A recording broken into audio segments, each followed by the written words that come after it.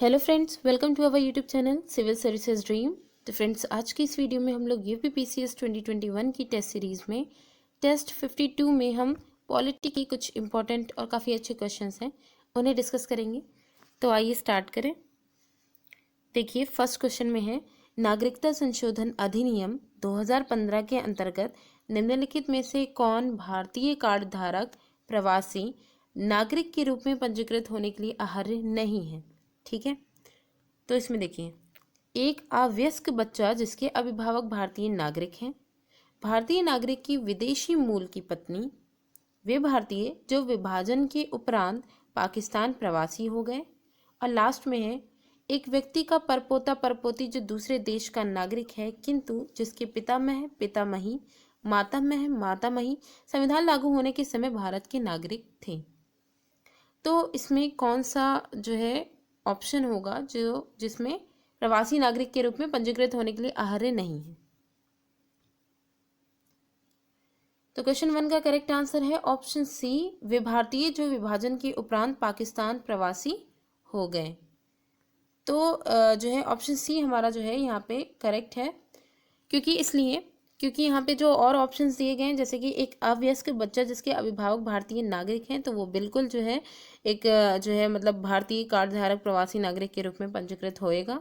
ठीक है, भारतीय नागरिक की विदेशी मूल की पत्नी, यानी कि जो मेल होगा वो अगर भारत का नागरिक है और इसकी जो वाइफ है, जो पत्नी है, वो विदेश की रहने वाली विदेशी मूल की पत्नी है, तो वो भी यहाँ पे पंजीकृत करने के लिए अर्ह होंगे। ठीक है, और लास्ट वाला है कि एक व्यक्ति का परपोता परपोती जो दूसरे देश का नागरिक है लेकिन उनके जो ग्रैंडफादर या माता पिता जो भी वो अगर भारत के नागरिक हैं तो वो भी अर्ह होंगे। लेकिन यहाँ पे जो सी वाला ऑप्शन जो करेक्ट कहा गया है कि वे भारतीय जो विभाजन के उपरांत पाकिस्तान में प्रवासी हो गए हैं, तो उनके लिए इसलिए नहीं है क्योंकि इसके अलावा जो पाकिस्तान है, बांग्लादेश है और जितने भी अन्य देश जो केंद्र द्वारा निर्धारित किए गए हैं, केंद्र सरकार के द्वारा, तो इन नागरिकों को इस जो है प्रावधान था इससे वंचित रखा गया।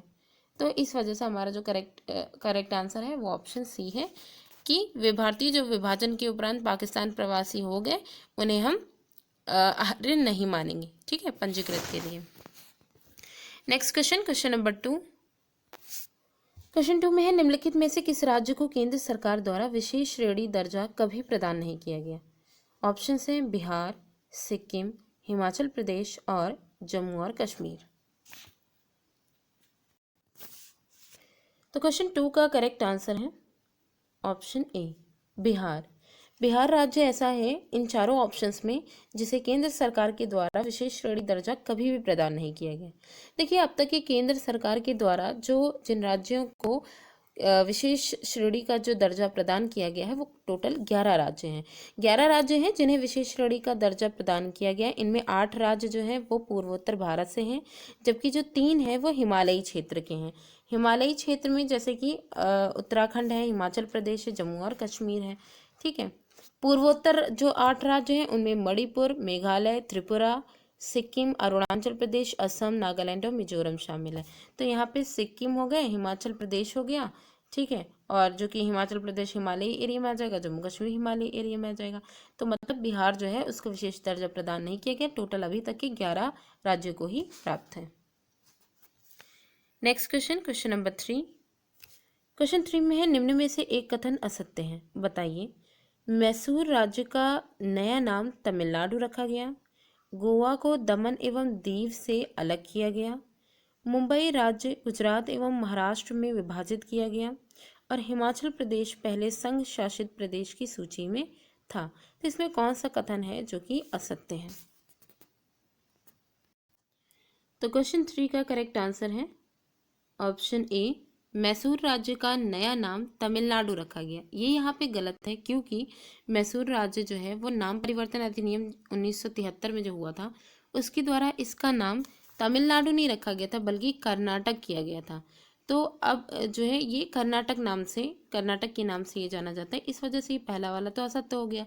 और दूसरे वाले में जो कहा गया है कि गोवा को दमन एवं दीव से अलग किया गया, तो ये तो पुनर्गठन जो अधिनियम है जो 1987 में जो है आया था। तो इस अधिनियम के द्वारा गोवा को अलग किया गया था दमन और दीव आइलैंड से, ठीक है।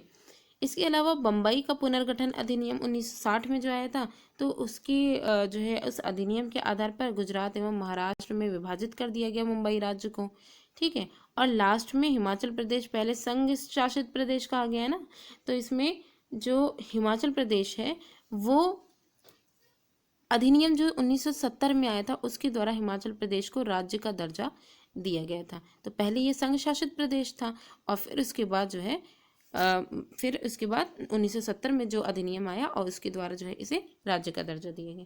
तो बाकी के सारे जो है यहाँ पे जो है सही है, सिर्फ पहला वाला जो है मैसूर राज्य का नया नाम तमिलनाडु रखा गया वही गलत है, ठीक है। नेक्स्ट क्वेश्चन देखिए, क्वेश्चन नंबर 4। क्वेश्चन 4 में है, किस राज्य की राजधानी का नाम स्वतंत्रता प्राप्ति के बाद अभी तक नहीं बदला गया है? ऑप्शंस हैं तमिलनाडु, पश्चिम बंगाल, केरल और आंध्र प्रदेश। तो क्वेश्चन 4 का करेक्ट आंसर है ऑप्शन डी, आंध्र प्रदेश। स्वतंत्रता प्राप्ति के बाद अभी तक आंध्र प्रदेश की जो राजधानी वो हैदराबाद है, ठीक है।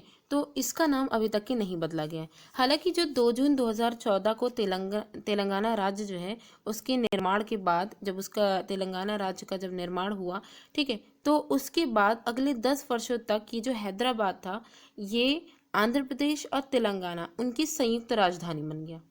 कौन? हैदराबाद। पहले हैदराबाद किसका था? आंध्र प्रदेश की खाली राजधानी थी।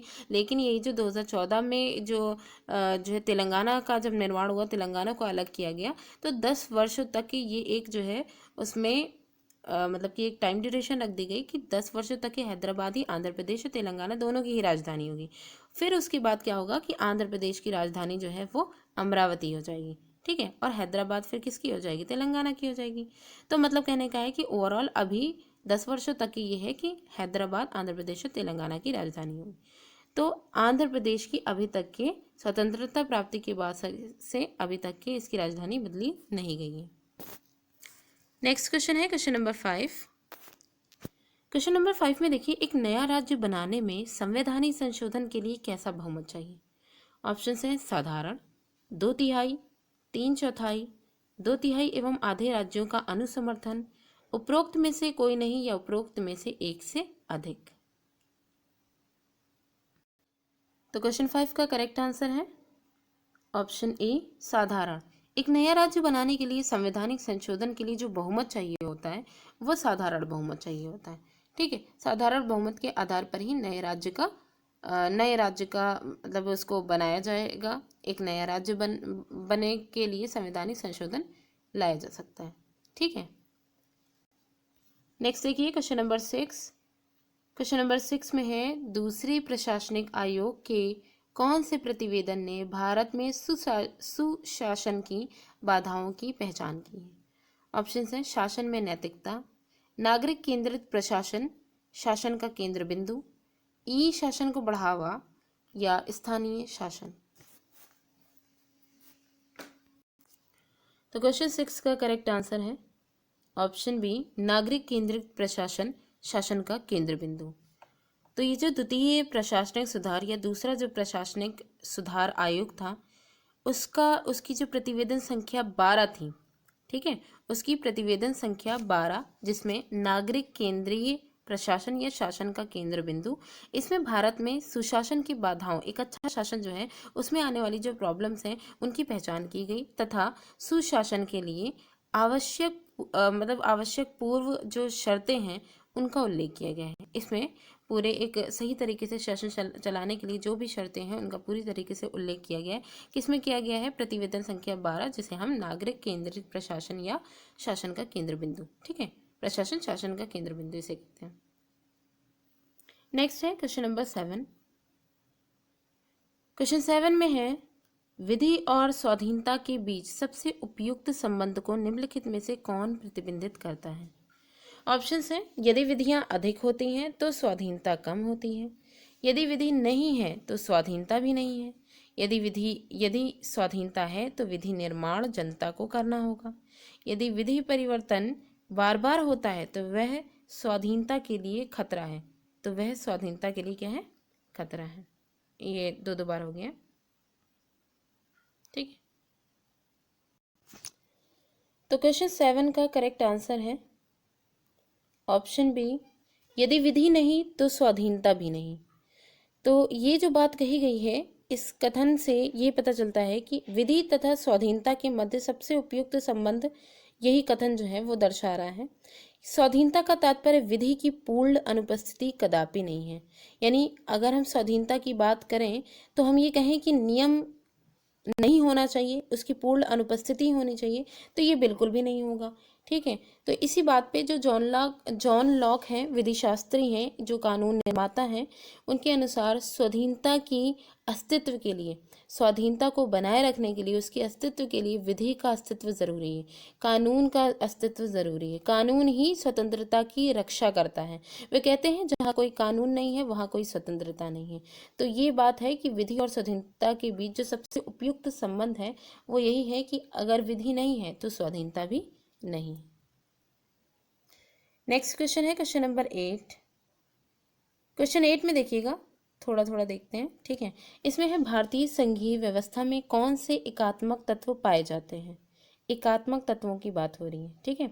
लिखित संविधान, कठोर संविधान, संविधान की सर्वोच्चता, राज्यपाल की नियुक्ति, शक्तियों का विकेंद्रीकरण, राज्य विधेयकों पर राष्ट्रपति की स्वीकृति, संवैधानिक संकट, एक सर्वोच्च न्यायालय। तो यहाँ कूट की सहायता से हमें इसका आंसर देना है कि 1 3 6 सही है, 2 5 8, 1 2 5 4 6 3 उपयुक्त में से कोई नहीं, ठीक है। तो इनमें से कौन से एकात्मक तत्व हैं। तो यहाँ पे देखिए क्वेश्चन नंबर 8 का जो करेक्ट आंसर है वो है ऑप्शन ए, उपयुक्त में से कोई नहीं।